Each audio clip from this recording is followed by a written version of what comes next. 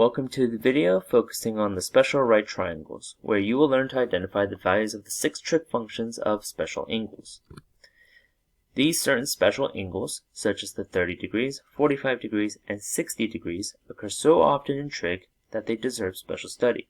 So on the bottom of the screen you see 2 special right triangles. The one in green is the 30, 60, 90 degree right triangle, and the one in blue is the 45, 45, 90 degree angle.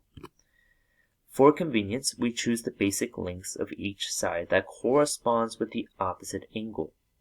So, for example, in the green right triangle, the 30 degree angle will always be the opposite to the length of the side of 1.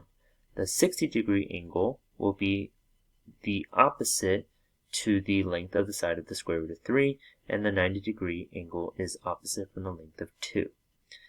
As for the blue right triangle, both 45 degrees will always be opposite to the length of 1, and the 90 degree angle in that triangle will be opposite from the length of square root of 2.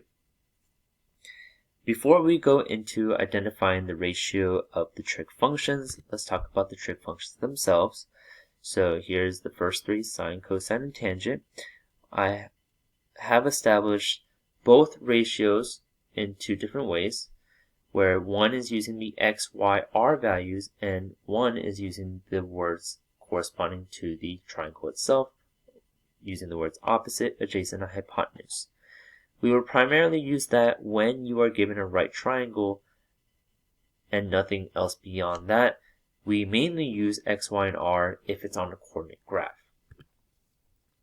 Here's the reminder on cosecant, secant, cotangent. Now these are just the reciprocals of the ones from the previous 3, so therefore it shouldn't be too difficult to remember those. So here's putting it all together. Again, please remember that we primarily use x, y, and r when the angles are on a coordinate graph. So let's go to our main example. If you are given 30 degrees, find the values of the 6 trig functions. Now, as we established before, 30 degree angles will always be opposite to the length of the side of 1, as long as you establish that it is a right triangle. We know that the missing angle up here will be 60 degree angles, because again, if it's a right triangle and one of your angles is obviously 90 degrees, that means the other 2 angles have to be complementary, which means that they add up to 90. So if this is 30, this has to be 60, because they will both add to 90.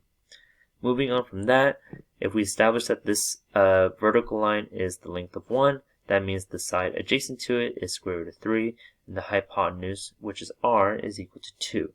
Now, no coordinate is needed for the special right triangles. If you know or are given one of those 3 specific angles, and you establish that it is a right triangle, you can easily set up all the different lengths of sides and establish the ratio for each trig function. So when you say what sine of 30 is, well, that's just equal to y over r, which is 1 over 2. None of these trig functions are out of the ordinary except for tangent of 30 and secant of 30.